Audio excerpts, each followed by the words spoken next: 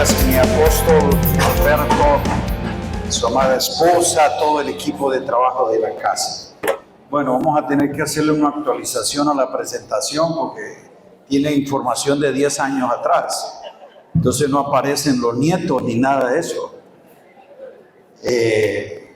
Saben que soy abuelo de 10 nietos. Ya les aclaro que soy abuelo, pero no viejo. Los viejos son los hijos que crecieron. Yo estoy bien. Bueno, muy complacido de estar aquí y agradecido al Señor por esta oportunidad que me permite venir a colaborar en este proceso de edificación. La honra de todos los ministros presentes, las distintas gracias que participan como colaboradores de Dios en la edificación del cuerpo de Cristo. Complacido de compartir entre ustedes y con ustedes también ese gesto de honra y solidaridad para estar en esta convocatoria y juntos pues ser afirmados en el Señor. Presento a mi amado Ismael Subiandi. Ponte en pie, Ismael. Él es uno de los ya avanzados en la misión cuadrangular, casi 50 años de esa tarea. Josué, su hijo, gracias por estar aquí. Y bueno, son parte de esas amistades que por los años nos mantienen en el Señor y nos sentimos muy alegres de eso. Ok, vamos a ir a Efesios capítulo 3, comenzando para mirar lo que el apóstol Pablo expone en esta carta a los Efesios. Les dije que la carta a los Efesios es una de las exposiciones eclesiológicas más profundas, más precisas, más claras, para entender a la iglesia en lo que ella es, lo que ella representa, su naturaleza, su misión, su propósito, su posesión en Cristo y su posición en Cristo. John Wesley dijo que la carta a los Efesios eran como la corona de las epístolas paulinas. Y John Calvino dijo que era como los Alpes suizos, donde se puede ir a dimensiones espirituales y respirar una atmósfera divina. Esta carta, cada ministro tiene que con precisión mirarla y enseñarla a la iglesia, porque allí se contienen muchas riquezas que Pablo, como administrador de esta gracia, la escribe justamente porque es el modelo de una iglesia que él encontró con 12 que solo conocían hasta el bautismo de Juan. Y en un trabajo diligente e inteligente durante 3 años, logró cambiar la forma de pensar, de vivir y de expresar a Cristo de esos 12, que trastornaron todo un sistema idolátrico y se extendieron por todo Asia Menor. Luego, en el libro de Hechos, capítulo 20, cuando él ya quiere irse y pasando por Mileto, manda a llamar a los ancianos de Éfeso. Increíble. 3 años atrás eran unos ignorantes de la fe en Cristo. Solo conocían hasta el bautismo de Juan. Pero un trabajo apostólico de entendimiento, de diseño y de sumergido en la realidad de Cristo ahora presenta ancianos. Esto es un reto para nosotros, pastores. Llevo pastoreando a ese cabezón 20 años y no pasa de su ser carnal, problemático y conflictivo. Y Pablo en 3 años, de 12 que solo conocían hasta, ahora tiene ancianos que cuidan, que pastorean, que entienden la iglesia, que saben de la vida de Cristo y conocen de la palabra de Cristo. Son ancianos que tienen un entendimiento y una autoridad espiritual para cuidar la iglesia del Señor, a la cual Él los puso como obispos. Entonces, Esto es una forma en la que Pablo dice en el capítulo 3, verso 8, a mí, que soy menos que el más pequeño de todos los santos, me fue dada esta gracia. ¿Cuál es la gracia que él concibe? La gracia que recibió del Señor. En Romanos 1 dice, me fue dada la gracia y el apostolado. Note usted que tú tienes que ser primero un receptor de la gracia para ser un apóstol que edifique en gracia. Muchos no conocen la realidad de su apostolado porque la gracia es una doctrina y no una expresión de vida ni una ley en el espíritu que lo gobierna. Entonces, Pablo, claro, de cumplir con el apostolado, el ministerio que recibió del Señor, depende de la gracia de Dios que le fue dada. ¿Cómo él interpreta este apostolado? Uno, ahí lo dice, de anunciar. Diga, anunciar. ¿Qué anuncia? El evangelio de las inescrutables riquezas de Cristo. Pablo no llevaba a las congregaciones a crecer con métodos, programas, ni mensajes motivacionales. Venga y reciba el milagro, esta es la noche de tu unción. Él no invitaba a la gente a una buena noticia, porque hay predicadores del evangelio. Anuncian cosas buenas. Vas a ser próspero, vas a ser libre, vas a ser bendecido, tu hogar va a ser nuevo, tu matrimonio cambiará. Eso es una buena noticia para cualquier persona y eso se llama evangelio. Pero hablar del evangelio, de las inescrutables riquezas de Cristo, es otra cosa. Porque es el evangelio de Cristo, el evangelio del reino. No nos predicamos a nosotros mismos, sino a Cristo como Señor. Predicar el evangelio de la gracia no es libertinaje a que tengas una vida cómoda, es a conocer el señorío de Cristo. Y por eso tú eres ministro de este evangelio, y si no predicas a Cristo, y si no es la gracia de Cristo, y si no es el señorío de Cristo, no es evangelio.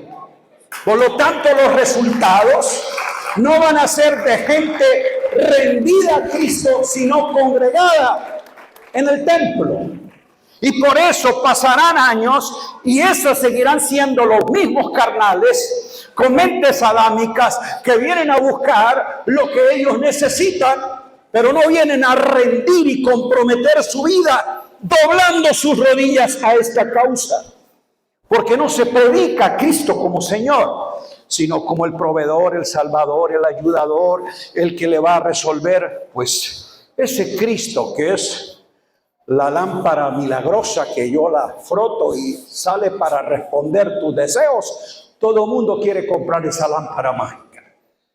Pero abrazar el evangelio de Cristo que le demanda morir a sí mismo para vivir para Él, a la gente no le gusta.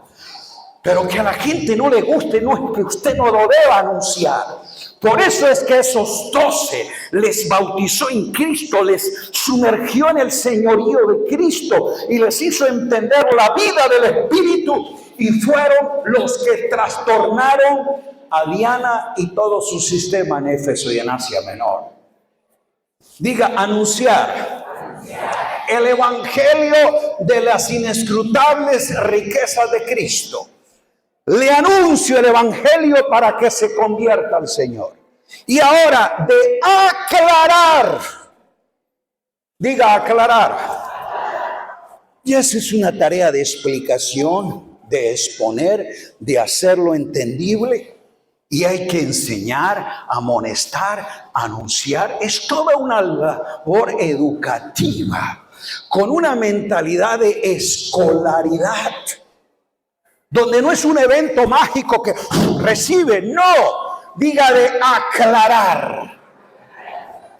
Y para eso entonces ese creyente que se ha rendido al Señor, al entender las riquezas de este misterio escondido en Cristo y que ha sido revelado, para conocer las riquezas de la gracia, es que podemos desarrollar esa iglesia inteligente, entendida y efectiva en el propósito de Dios. Por eso dice, de aclarar a todos. ¿Para qué? Aquí es donde quiero aterrizar. Y quiero hacerle 5 preguntas a ese texto que usted me ayude. Diga qué. ¿Para qué enseña? ¿Para qué aclara? ¿Para qué a todos los santos lo lleva por ese proceso de entender qué es el Evangelio, qué es Cristo y cuáles las riquezas que Él contiene? Y este es un trabajo continuo de enseñar. Por eso en Éfeso dice, y ustedes saben que durante 3 años a cada uno de ustedes con lágrimas iba enseñando, aclarando, amonestando. Y por eso en 3 años tiene ancianos gubernamentales y obispos para la iglesia. Tiene una iglesia que ahora anuncie, dé a conocer la multiforme sabiduría de Dios. Pregunta, diga qué. Diga la multiforme sabiduría de Dios. Diga la sabiduría de Dios.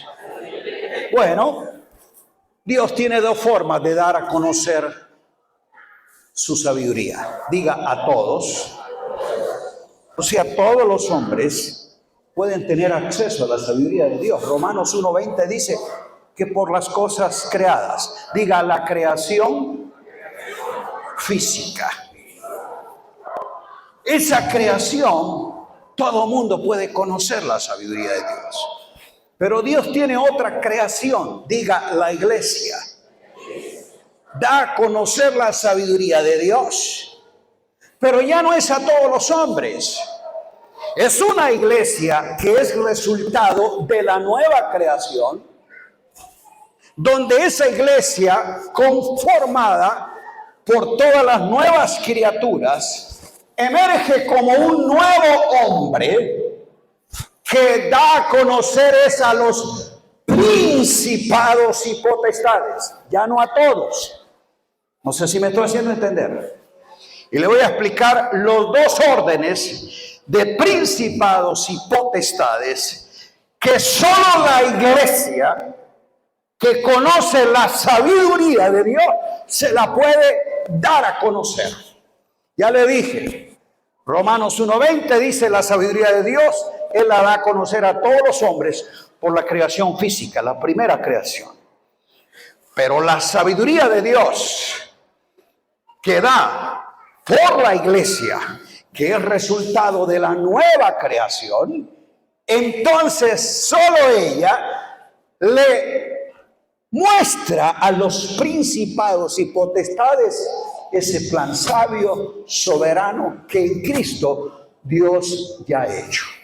Ahora, la pregunta entonces sería, ¿qué es la sabiduría de Dios? Bueno, Pablo nos dice en 1 Corintios 1, 22 y 24 que los judíos piden señales, los griegos quieren conocimiento, sabiduría, gnosis, y para ellos la buscan en la ciencia, la investigación. Dice, pero nosotros, diga nosotros, ni estamos buscando una señal, porque eso no es lo que nos lleva a conocer a Dios, ni tampoco cuál es la filosofía y el razonamiento de las ideologías humanistas.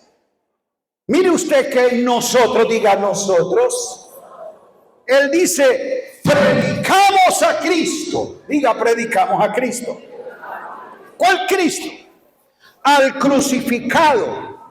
Porque es en la cruz donde la sabiduría de Dios mostró, había un plan inteligente que los príncipes de este mundo no entendieron. Y que para los judíos es un tropezadero la cruz, para los gentiles una locura, pero para nosotros, diga nosotros, los llamados, ¿dónde están los llamados? Solo vinieron 4, ¿dónde están los llamados? Los llamados son los que están en Cristo, pueden ser judíos o gentiles, pero todos han llegado a esta gracia y han accesado a esta sabiduría por el único medio que se llama Cristo y crucificado. Por eso ahora en Cristo ni judío ni gentil expresa su cultura, sus ideas, su entendimiento, sino por medio de Cristo. Diga Cristo. ¿Qué es Cristo? Diga poder de Dios y sabiduría de Dios. ¿Quieren mostrar el poder de Dios? No es una señal, porque eso es lo que quieren ver los judíos. ¿Quieren mostrar la sabiduría de Dios? No es una filosofía, una ideología, porque eso quieren los griegos.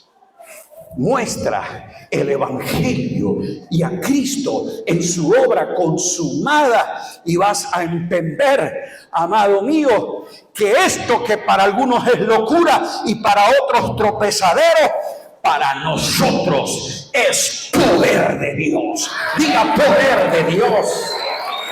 Alabado. Por eso más adelante en el verso 30 Pablo dice, Cristo es. Diga, Cristo es. Cristo no es una doctrina. Cristo es, dice, justicia, santificación, redención y sabiduría de Dios. ¿Qué es Cristo? Diga, sabiduría de Dios. Justicia, redención y santificación. Pablo está hablando entonces que dentro de esta sabiduría que está revelada como una riqueza a nosotros los santos, Cristo es nuestra justicia, que puso fin a la impiedad y que quitó toda condenación y ahora nos presenta al Padre como hijos justificados. ¿Qué es lo que somos? Somos hijos justificados, no somos creyentes arrepentidos, ni hombres perdonados. Yo no llego al trono de la gracia pidiendo perdón o arrepintiéndome. Yo llego como un hijo justificado por la gracia de Dios y por ser justificado por la fe. Por medio de Jesucristo tengo paz con Dios.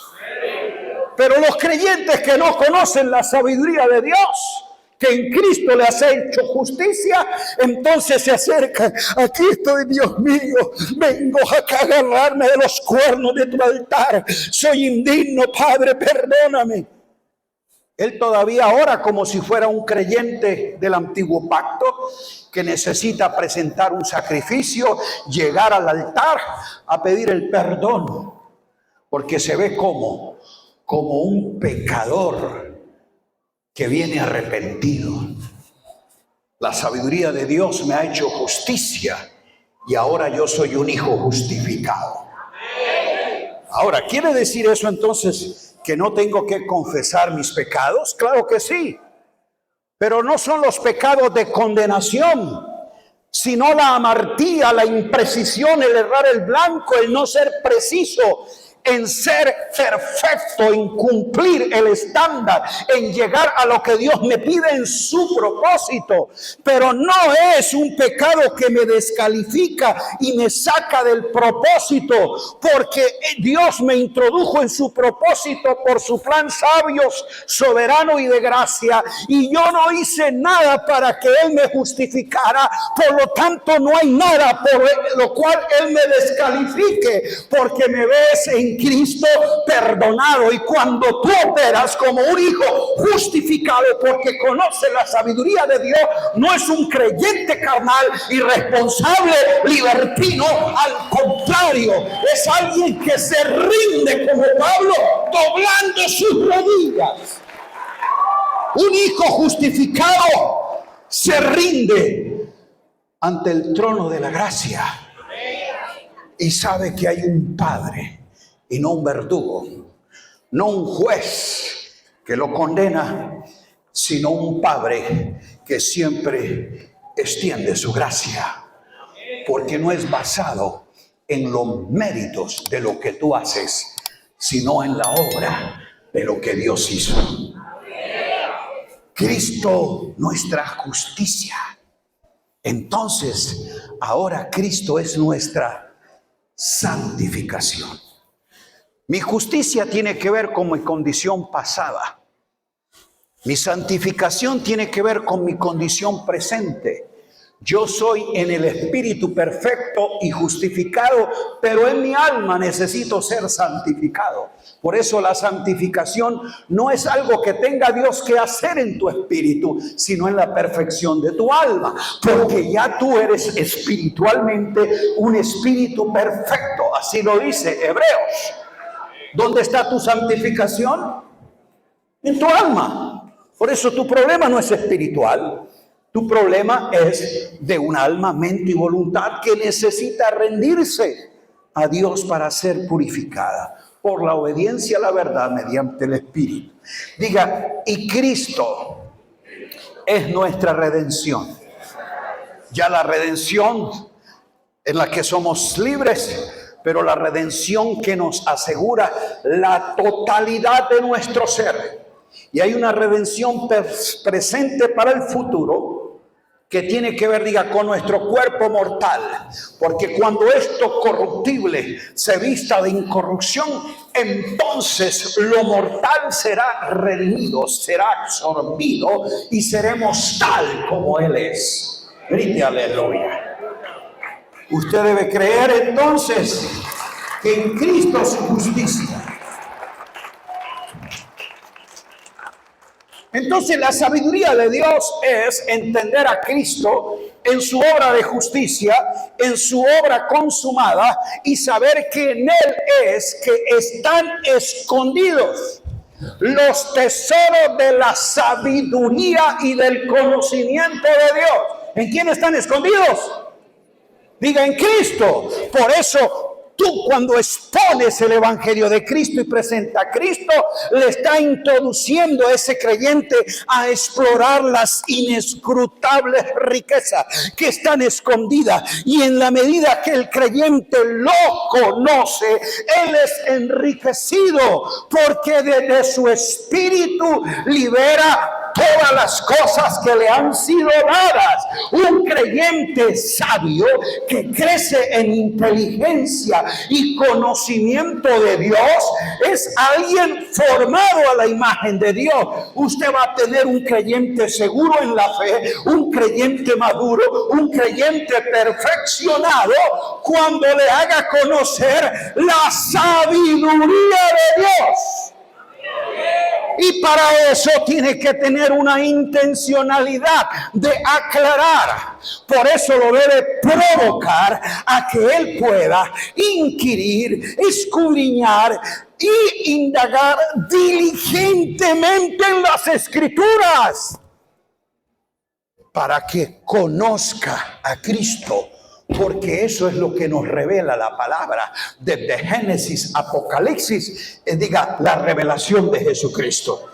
Tú no estás llevando un creyente a cursos bíblicos ni a actividades religiosas. Tú lo estás introduciendo a un proceso. Por eso es el bautizarlo en Cristo, llevarlo hacia adentro de un conocimiento, para que la realidad del Padre la conozca, para que el señorío del Hijo Él la experimente, y para que la vida del Espíritu Él la disfrute. Eso es bautizarlo en el nombre del Padre, del Hijo y del Espíritu Santo. 3 clases bíblicas, meterlo al agua es cuestión de un mes, pero presentar a todo hombre perfecto en Cristo, enseñando, aclarándole y exponiéndole a la sabiduría de Dios, es un proceso. Diga, proceso. El bautismo en agua es un suceso, pero el bautismo en Cristo es un proceso. ¿Qué pasó aquí? Diga, enseñando. Amados ministros, edificadores del cuerpo de Cristo, ¿cómo yo puedo provocar a ese creyente a que conozca, tenga acceso? Dice que todos tenemos entrada por el Espíritu a ese conocimiento. Si lo que yo le incito es a que Él sienta. No se pierda el domingo de unción. Venga y sienta el fuego de Dios. Venga y sienta el poder de Dios. Venga y sienta la gloria. ¿A qué viene el creyente? A sentir. Su expectativa por eso es ambiental. Él quiere tener una experiencia ambiental. Y por eso ese creyente sensorial cuando entra dice, siento la gloria que se está moviendo aquí. Pero si la alabanza estuvo destemplada, como que no siento la presencia. Porque es un creyente sensorial y tú mismo lo estás provocando a que sus sentidos sean los que exploren la sabiduría de Dios. Cuando la sabiduría de Dios no es un ejercicio de mis sentidos, es un ejercicio del Espíritu que tú has recibido, porque nosotros no hemos recibido el espíritu del mundo, que es sensorial, que es audiovisual, que es ideológico. Nosotros hemos recibido el espíritu que proviene de Dios para que sepamos. ¿Para que qué? No para que sintamos el fuego, sintamos la presencia, siento el poder. No, para que sepamos lo que Dios nos ha concedido. ¿Tú le has creado esa mentalidad de escolaridad, de aprendizaje? ¿Lo reta a que venga a saber?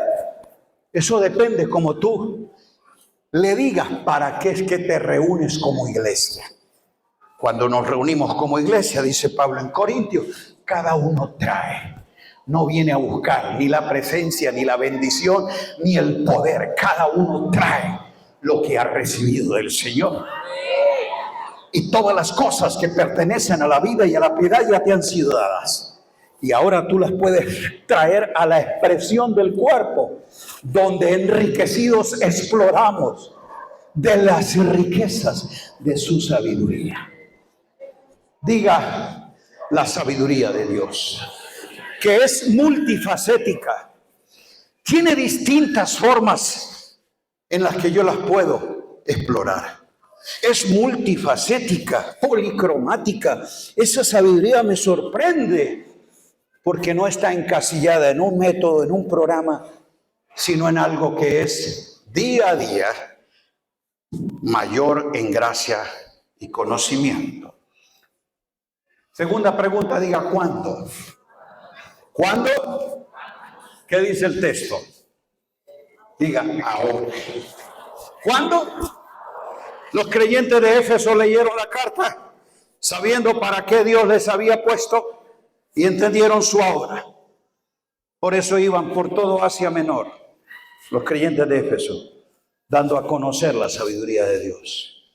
Asumieron su presente. Fueron responsables con su tiempo. Tú eres creyente del siglo XXI, estando en Venezuela. Esta carta entonces la lees y la aplicas. ¿Cuándo? Ok. Tenemos un presente continuo activo que a cada iglesia en su espacio y geografía, Dios le demanda que ahora, ¿cuándo? En el ya inmediato, dé a conocer la sabiduría de Dios. Mis amados ministros, tú no puedes irte de aquí con la presunción de que muy bonito lo que dijeron. No, si tú no dices es ahora y es ahora, yo me voy a dedicar como edificador de la iglesia a que mi congregación entienda la sabiduría de Dios. La gracia de Dios. Voy a exponerle a Cristo. Usted, el primero que tiene que ser retado a saber de qué se trata esto, eres tú, porque si no, ¿cómo vas a enseñar? Entonces tú no puedes venir a decir, no. Yo sigo con lo que aprendí. Entonces, vas a seguir haciendo lo mismo, con la misma gente, en el mismo lugar, de la misma manera y obteniendo el mismo efecto. Pero usted no piense de que vas a tener una iglesia como Éfeso enseñándole cosas de tu imaginación. Diga ahora. Bien. Y uno se pone en el ahora un panorama sombrío, una situación crítica, tu ahora geográfico realmente no es nada esperanzador. ¿Cómo cree que era la iglesia de Éfeso? ¿Todo era agradable? Ellos sí que tenían problemas, persecución, gobiernos hostiles. Ellos sí que tenían niveles de resistencia de alto calibre. Eran de tanto alto calibre que Pablo dice, en Éfeso peleé fue con fieras. ¿Con qué? Ya saben entonces con lo que se enfrentó Pablo. ¿Quién? Es la tercera pregunta. ¿Quién? Diga la iglesia. Para que ahora la multiforme sabiduría de Dios sea dada a conocer por medio de ¿quién? Pero no es cualquier iglesia. No es esa iglesia evangélica, tradicional, institucional y denominacional que tú defines. Mi iglesia. No, esa no. Esa a veces está más inundada de dogmas, tradiciones, reglamentos, doctrinas humanas, que entendimiento de la sabiduría de Dios. La única iglesia que puede dar a conocer la multiforme sabiduría de Dios es la iglesia que está en Cristo, en Éfeso, en Tesalónica, en Filipos, esa. Diga, la que está en Cristo. No la que está escrita en el concilio, ni la que está registrada ya en las autoridades de nuestro país. No, esa no es la iglesia que el Señor está hablando. Está hablando de esta iglesia formada por Él y puesta en medio de escenarios peligrosos como columna y baluarte de la verdad. ¿Qué es la iglesia del Dios vivo? Columna y baluarte de la verdad. No idiota útil de los sistemas. Columna y baluarte de la verdad. La iglesia que es pregonera de justicia, que sabe cuál es su posición. ¿Dónde está esa iglesia? Diga, sentada juntamente con Cristo. ¿No lo dice ahí? La que está sentada juntamente con Cristo, ¿dónde? En los asientos de poder, en el palacio de gobierno, allá en las instituciones humanas. ¿Dónde está sentada esa iglesia? No es la que está sentada en los bancos esperando que Dios haga algo. Es la que está sentada en los lugares celestiales con Cristo Jesús. Por eso es que a la iglesia de Éfeso, Pablo la posiciona y la ve desde una dimensión celestial, no geográfica. En los lugares celestiales, 5 veces en esta carta, que es la única donde la palabra lugares celestiales aparece en todo el Nuevo Testamento, dice, es una iglesia bendecida totalmente en Cristo, Efesios 1:3. Es una iglesia nutrida, sostenida y dirigida por Cristo, Efesios 1:20 al 22, porque Cristo es su cabeza y ella es un cuerpo. Es una iglesia que está disfrutando de la obra consumada, terminada. Por eso disfruta el descanso, pero trabaja y lucha desde esa posición, porque tiene, diga, dominio, diga, deleite, descanso, dignidad y dádivas. Es lo que la iglesia resucitada y sentada con Cristo en lugares celestiales ahora conoce y tiene. Diga amén. Es una iglesia que puede entonces con sabiduría dar a conocer el propósito eterno de Dios. Efesios 3:10. Y es una iglesia militante y victoriosa que totalmente equipada puede enfrentar desde esos ámbitos toda adversidad y todo adversario. Efesios 6:10. Porque esa iglesia está firme. ¿Cómo está? Ok. Pablo en Éfeso no hizo lo que nosotros hacemos. Nosotros hemos llevado a la iglesia a los lugares altos de la tierra para pelear contra el diablo. Pablo lo llevaba a los lugares celestiales para conocer a Cristo. O Pablo le dijo, amados de Éfeso, hay que ir al lugar alto, a atar a Diana. Hay que ir a hacerle aceite y 7 vueltas al templo de Diana para que caiga ese potestado. Pablo no hizo eso. Pablo lo llevó a los lugares celestiales y le mostró a Cristo sentado en gloria. Y desde allí operaron. Es contradictorio que la iglesia, que son reyes y sacerdotes, ¿qué es la iglesia?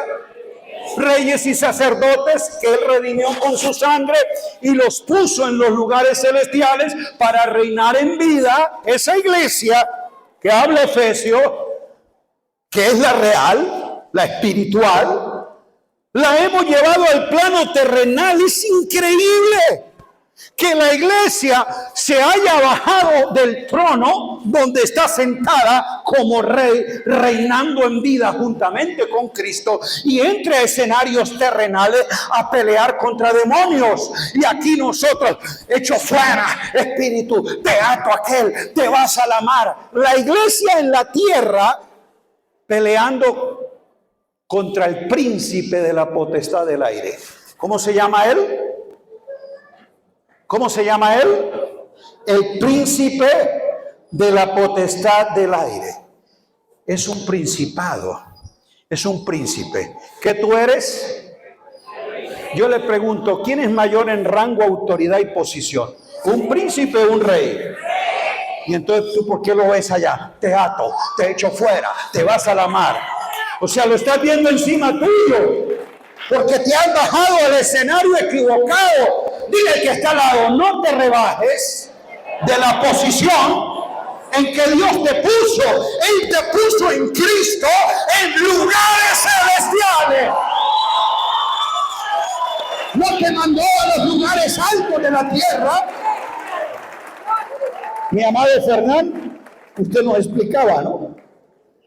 Uno entiende, cree que es eso, porque alguien nos enseñó guerra espiritual, de que hay que atarlos a principados, que hay que identificarlos, ir a combatirlos en los lugares altos.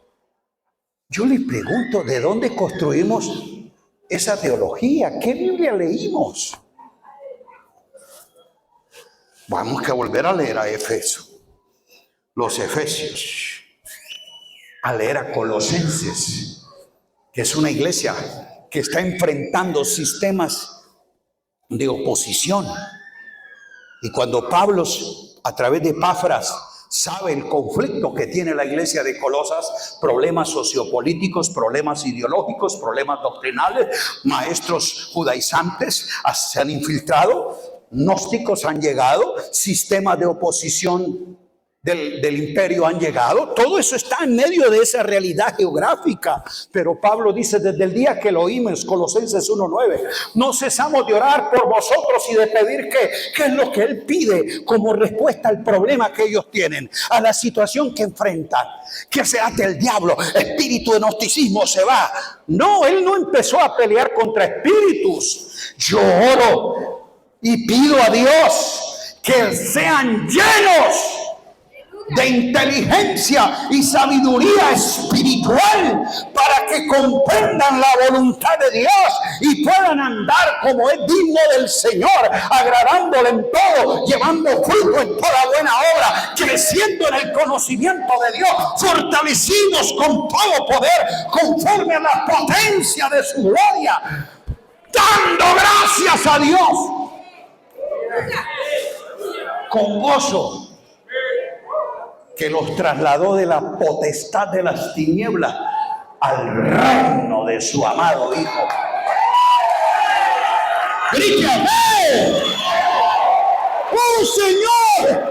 ¡Danos inteligencia para que con la mente de Cristo podamos entender de qué se trata! Y danos sabiduría para que de manera práctica expresemos el poder de Dios. porque nosotros hemos sido trasladados a un reino. Dice, hemos sido. ¿Eso quiere decir que va a suceder después? La iglesia se siente desamparada, la sobreviviente al sistema del anticristo que ha llegado, asustada por los tiempos finales, esperando una intervención de un evento apocalíptico que lo libre del drama que vive. Porque ella espera algún día ir al cielo y entrar al reino. ¿No ha entendido usted? Él te sacó de un ámbito, la potestad de las tinieblas, y ya te trasladó al reino. El reino no es un lugar al que tú vas. El reino es un ámbito al que tú entraste, porque el reino es Cristo. Tú estás en Cristo, estás en el reino, y en Cristo disfrutas un reino presente y un reino venidero. Por eso no espero ir al reino. Diga, ya estoy en el reino, porque el reino está entre vosotros y no es un lugar, es Cristo. Diga, Cristo. Por eso la conversión a este evangelio no es que Él me sacó de malos hábitos. No, Él me sacó fue del hábitat equivocado. Él no me cambió los hábitos, Él me cambió de hábitat. Yo aquí era un hijo de ira, de desobediencia, lo mismo que los demás. Estaba cautivo a la potestad de las tinieblas, a la mentira, al engaño, a la ignorancia, a la oscuridad. Pero Dios, que es rico en su misericordia, por su gran amor, me alcanza y ahora me traslada a Cristo y estoy en su reino y me ha hecho rey y sacerdote, porque me lavó con su sangre para que yo pueda reinar en vida. Grite aleluya.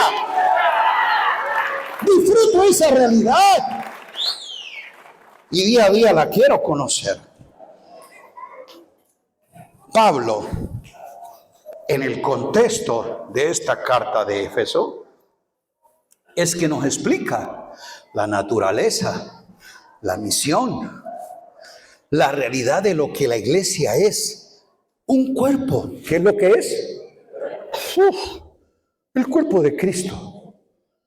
La iglesia es Cristo expresado en un cuerpo que contiene su vida resucitada y el poder de su gloria. Entonces me hace entender cuál es mi posición, o sea, quién soy en Cristo y cuál es mi posesión, qué tengo en Cristo. Y ahí desde ese ámbito celestial, entonces Pablo explica. ¿Quieres saber sabiduría práctica? Sigue el contexto. La iglesia que da a conocer la sabiduría de Dios es esta iglesia que de forma real, práctica, conoce y manifiesta la sabiduría. ¿Cómo? Lea el contexto. 3:19.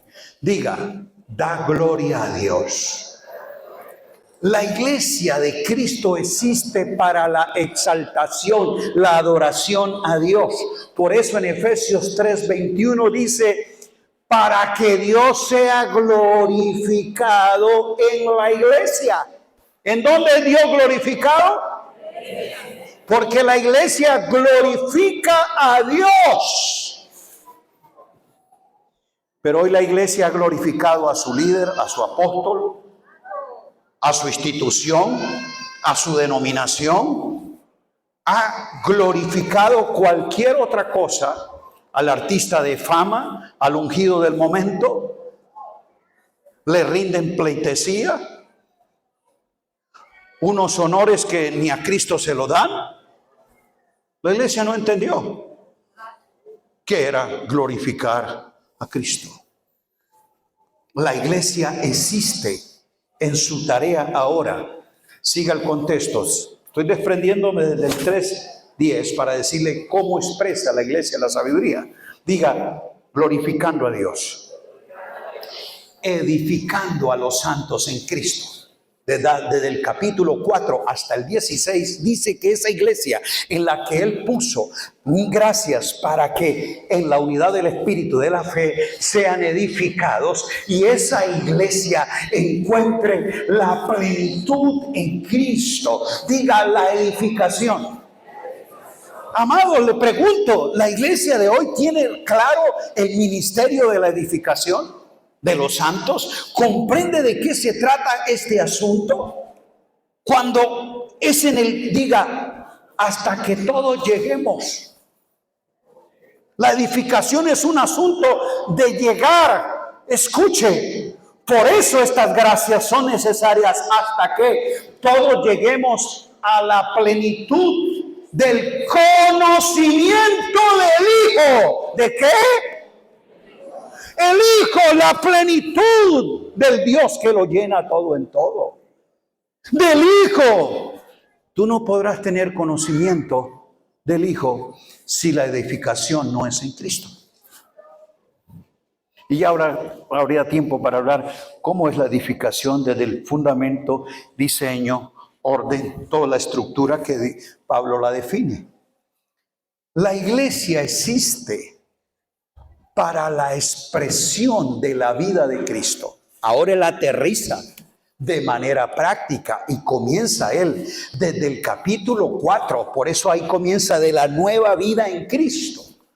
Y expone, ustedes en otro tiempo eran esto, pero ahora, siempre hace el contraste, eran, pero ahora, antes y ahora, expresa lo que es la nueva vida en Cristo. Y si usted la define, léala luego en casa del versículo 17 del capítulo 4 hasta el capítulo 5, verso 20, usted va a ver qué es la nueva vida en Cristo, donde habla que no andéis como los gentiles. Eso era otra vez forma de vivir, de engaño, de mentira. Ustedes no pueden andar en estas condiciones. Usted ve que había una conducta y una forma ética de expresar los valores de la vida, y están diciendo eso ustedes no lo pueden tener, ni hacer, ni practicar. Léalo, son asuntos prácticos.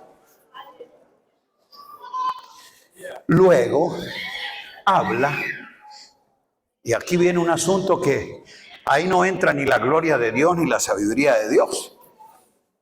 La iglesia existe para que ella exprese diseños divinos.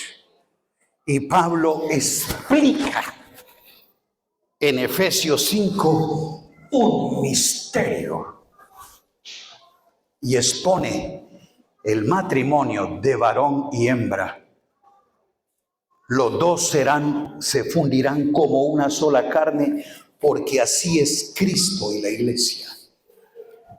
¿Quiere una iglesia que expresa la sabiduría de Dios? Lea el capítulo 5. Y va usted a entender cómo Pablo, de manera práctica, 21 dice, los miembros de la iglesia de Cristo expresan la sabiduría de Dios cuando tienen matrimonios saludables, cuando tienen hogares ordenados bajo el diseño y el gobierno de Dios. Porque el que no sabe gobernar su casa, ¿cómo puede gobernar la iglesia de Dios? Es una iglesia que en el aspecto familiar, matrimonios saludables, hogares en orden y gobierno, e hijos en sujeción y en temor, que han sido disciplinados, no rebeldes, jóvenes caprichosos, andando en las ondas del tiempo. ¿Quiere ver una iglesia llena de sabiduría? No la busque en los templos, vaya a sus casas. Ahí usted va a ver qué tan sabio es ese creyente. ¿Quiere saber qué tan ungido soy y qué tan sabio soy de estas cosas? No me pregunte Biblia. Vaya, pregunte a mi esposa. Vaya, háblele a mis hijos. Porque si no tengo sabiduría en Cristo para gobernar la casa, no tengo sabiduría de Cristo para edificar a los santos. Por eso Pablo dice, una iglesia que conoce y da a conocer la sabiduría de Dios, la expresa en el ámbito familiar, pero también en el ámbito comercial o social. Por eso dice, y ustedes amos, y vosotros siervos, Porque la sabiduría de Dios no es un asunto de memorizar un texto bíblico, sino de mostrar la realidad Cristo, sabiduría de Dios expresado en vida.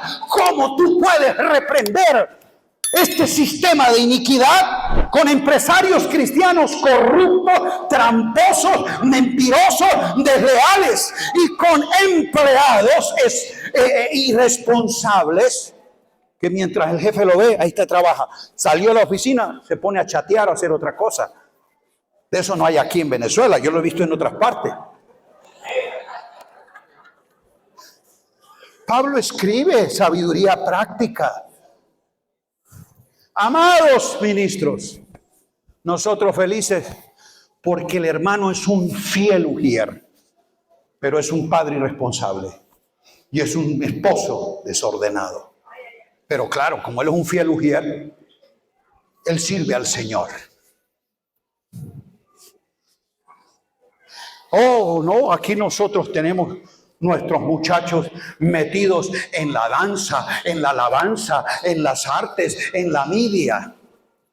Y yo veo que muchos de muchachos aquí ordenados, dando pasitos, pero en la casa, vaya, visite su habitación, el pedazo de caja de pizza y Coca-Cola tirado en el suelo, no ayuda a sus padres en nada, su casa es un desorden.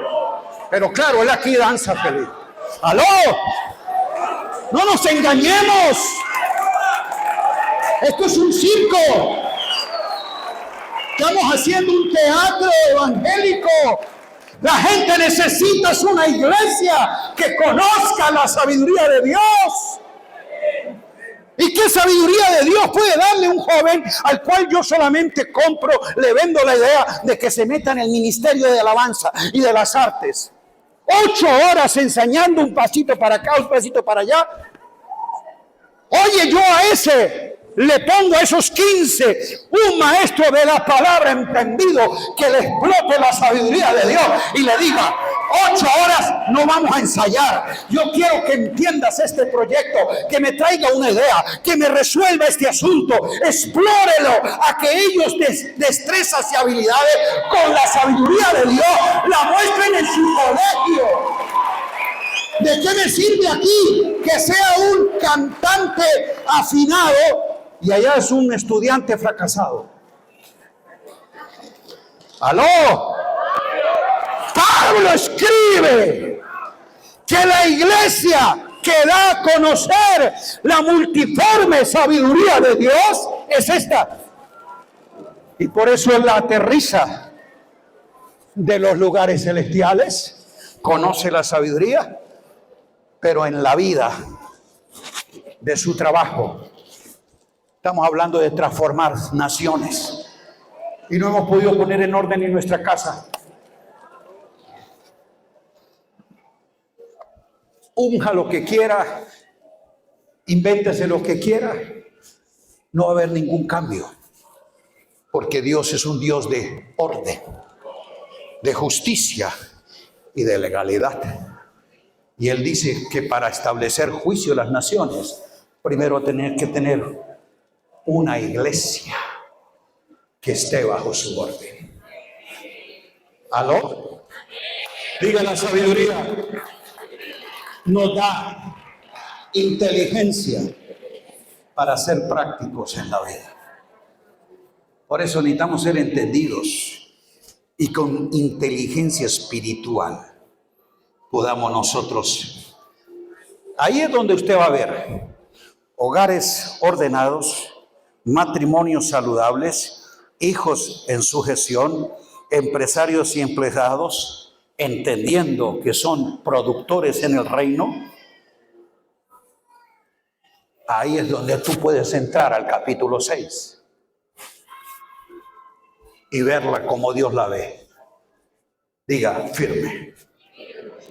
Usted no puede tener una iglesia militante con creyentes desordenados, rebeldes, irresponsables, con hogares. Si quieres ver la iglesia que en el ejercicio práctico está firme, está en el capítulo 6. Pero lo hemos usado para hacer guerra espiritual, cuando eso es el efecto. Por eso dice: por lo demás, hermanos míos, o sea, en razón a todo esto, estad firmes. 3 veces describe la posición de la iglesia. Diga, estar firmes. ¿Cómo es que está la iglesia? Firme. Es una iglesia militante que puede en la firmeza de la verdad, como columna y baluarte de la verdad, tener firmeza. Y ahora, con toda la armadura de Dios, es un ejército que sí va a las calles, a cualquier escenario. Y no importa cuál sea el adversario y cuál sea la adversidad, es una iglesia que se ve como Pablo lo declara, que en Cristo somos más que... Esa es la iglesia victoriosa del capítulo 6. No es una iglesia en crisis que ve al diablo en todas partes, que los demonios le roban la paz, que hay que atarlos porque se oponen a mí. No. Esa iglesia no batalla contra el diablo. Esa iglesia es firme, militante como un ejército con toda la armadura de Dios. Ella está en los escenarios para enfrentar a principados y potestades que no son demonios. En el contexto de esta carta, ahí no está hablando de demonios. ¿Qué dice? Diga, ¿a quiénes? Dar a conocer ahora a los principados y potestades. Mire, sentido común de interpretación. Ni siquiera necesita revelación, es sentido común. ¿A quiénes le da a conocer ahora la sabiduría de Dios la iglesia? ¿A quiénes? ¿A quiénes? Principados y potestades. Yo le pregunto, como usted tiene una mentalidad de demonio, que cree que todo lo que es principado y potestades son demonios, porque así se le enseñó en guerra espiritual y en demoniología, principados y potestades ahí en el texto es archés y exousias. Lo que está diciendo es autoridades principales, diga autoridades principales, y gobernantes de influencia. Vaya a la palabra griega y es magistrados. A eso es que se refiere que hay que dar a conocer.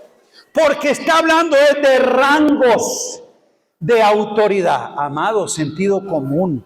Si estos principados y potestades fueran demonios, la iglesia, ¿para qué le da a conocer la sabiduría de Dios a los demonios? ¿Se van a convertir? ¿La van a aceptar? ¿La van a creer? Dios no te mandó a que le dé a conocer a los demonios la sabiduría de Dios. Si mira la carta en el contexto de qué principados y potestades, usted va a tener una deducción clara.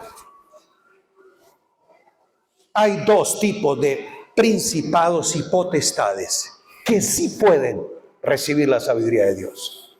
Los primeros, los celestiales, pero no son demonios, sino ángeles. Porque Pedro dice que los ángeles anhelan mirar la gracia que fue destinada a nosotros. Y cuando la iglesia, que desde este lugar celestial, Dios la exhibe a ellos como el trofeo, esta iglesia es el cuerpo de Cristo. Y los ángeles entienden esa sabiduría de Dios. Que ¿cómo es posible?, se preguntarán los ángeles,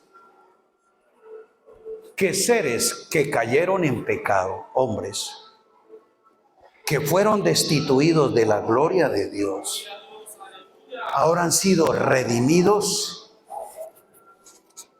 y restaurados en Cristo y están en lugares más altos que nosotros. Cuando los ángeles ven a la iglesia bajo esa sabiduría de un plan salvífico, porque los ángeles no conocen la gracia de Dios, no saben qué es el poder de la sangre, ellos no saben nada de eso, ellos no necesitan ser redimidos. Los ángeles son inferiores a nosotros. Primero en poder, porque nosotros tenemos el poder de Cristo. La supereminente grandeza del poder de Dios le ha sido dado ¿a quién? ¿A los ángeles o a la iglesia? ¿A quién? ¿Qué es lo que la iglesia tiene? La supereminente grandeza del poder de Dios que actúa en nosotros los que creemos. Los que creen dicen aleluya. Los ángeles no saben la dimensión de ese megas, esa potencia. Lo segundo que los ángeles no tienen es algo que tú tienes en Cristo. Diga redención por su sangre. Y tercero, diga naturaleza divina. Los ángeles son creados. Nosotros somos creados en Cristo Jesús y portadores de algo que ellos no tienen. La morada del Espíritu Santo y la naturaleza divina, donde todas las cosas de la vida, del Zoé, de lo eterno, nos ha sido dado. Los ángeles no saben de eso porque siempre han mantenido su mismo estado. Por eso cuando ven a la iglesia redimida, posicionada en Cristo y en ese ámbito celestial, solo tendrán que decir: Dios, tú eres grande y poderoso, santo, santo. Alaban a la iglesia toda la familia de los cielos. Ellos sí. Segundo, los otros principados y potestades que pueden y deben conocer la sabiduría de Dios son esos autoridades y gobernantes que están en los sistemas y son los que definen los asuntos de la tierra. Y como tú y yo todavía estamos en la tierra, pero no somos terrenales, somos celestiales. Como tú y yo todavía nos movemos en una hora, la iglesia que está en Filipos, Éfeso, era una geografía con un tiempo donde un contexto cronológico los ubica en persecución, necesidades, crisis, contiendas, situaciones complejas del siglo I, son igual de complejas siglo XXI. Pero ¿no sabe que los santos son los que han de juzgar al mundo? ¿Y para qué le damos a conocer a esos magistrados? Justo para que con la sabiduría de Dios puedan gobernar en esos principios que la iglesia les da a entender. ¿Aló? Nosotros, acto espíritu de inmoralidad, ahora homosexualismo, te vas. En vez de preparar un hombre de Dios entendido para que vaya a los magistrados y les enseñe leyes de justicia, los provoque a que examinen la sabiduría de Dios, que es útil para dirigir. Eso dice Eclesiastés. La iglesia tiene que notificarle a ellos, darle a conocer la sabiduría de Dios. Pero la iglesia ignorante va ante ese magistrado y usted no tiene una ayudita para nosotros. Queremos construir el templo. Le vamos a implorarle al César que nos ayude. Y Pablo metía a la eclesía en la casa de César para tener influencia. ¿Aló? ¿Entendimos esto? ¿Por qué?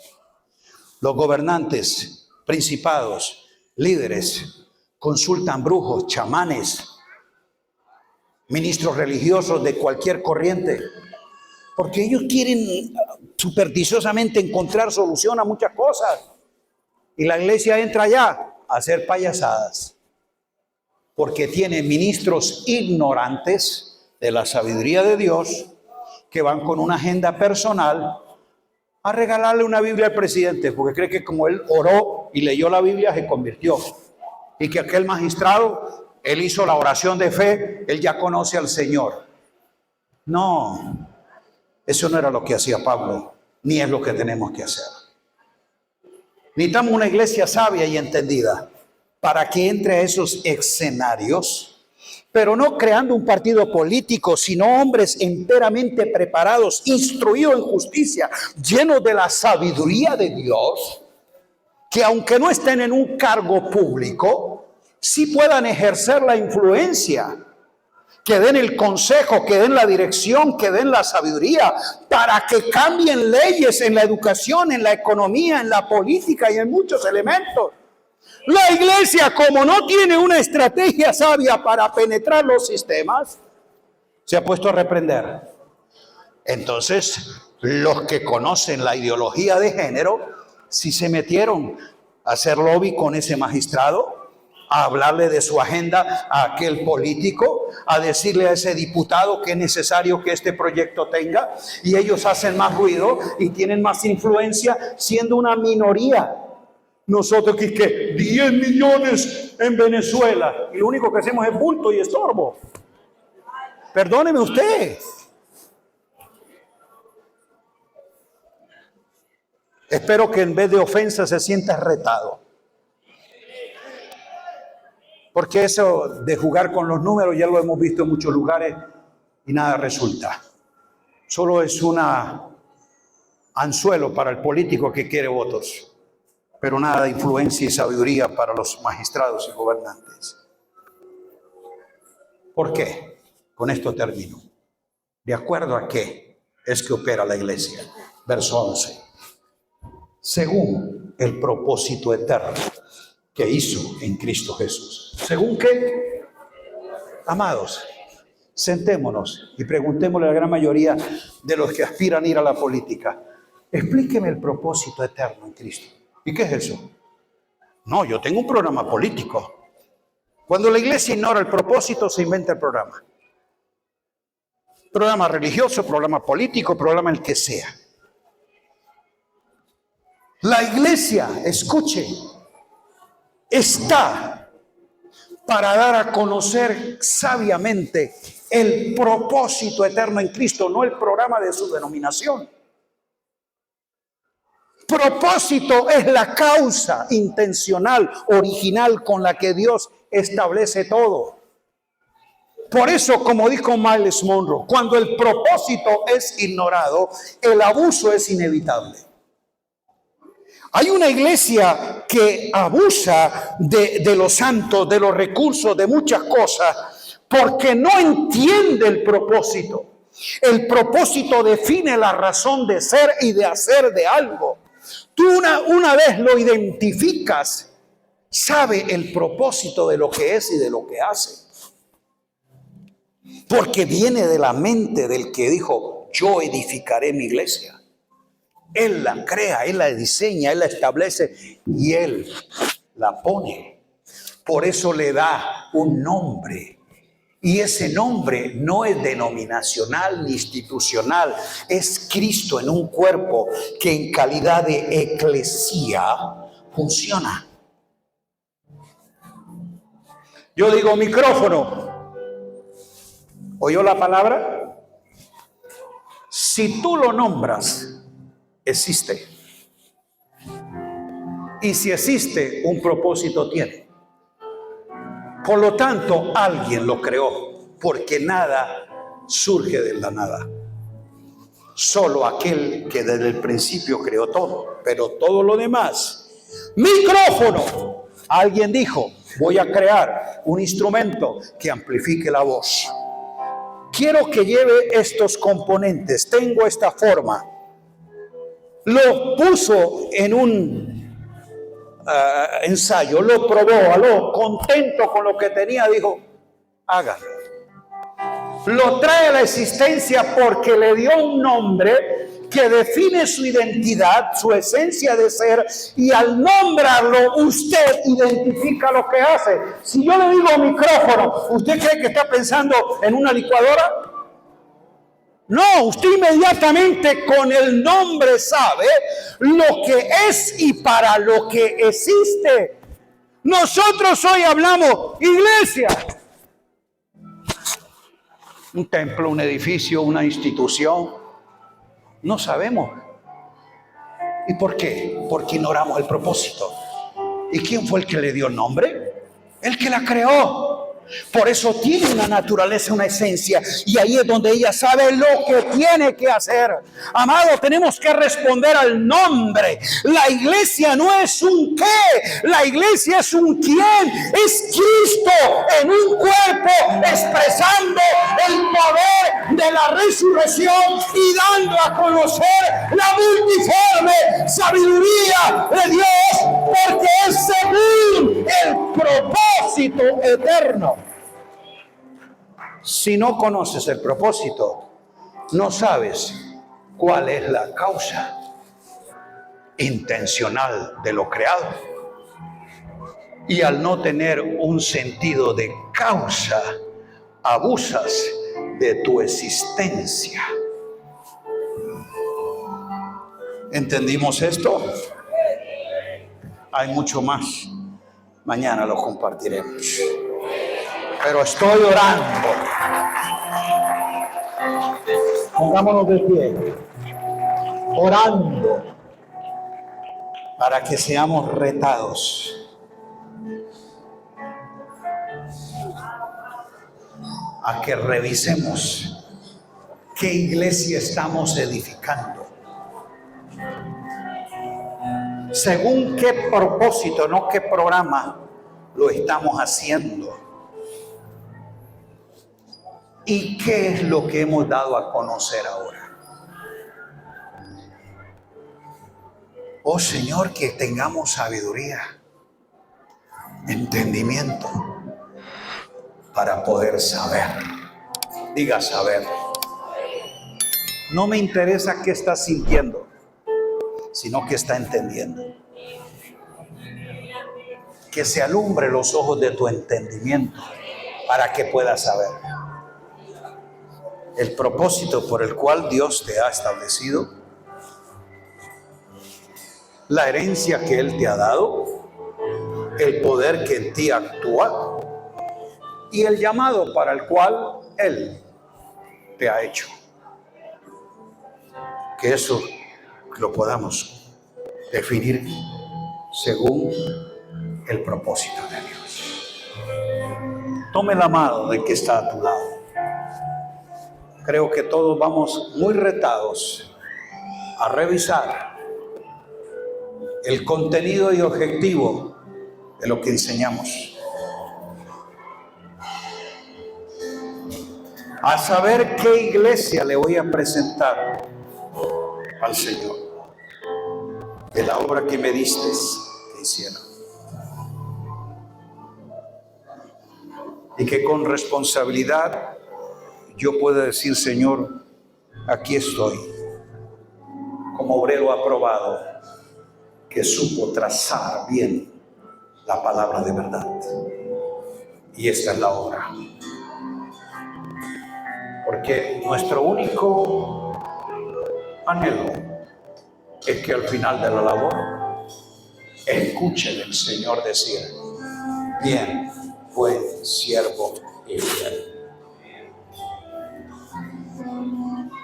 Eso es para que Cristo sea glorificado.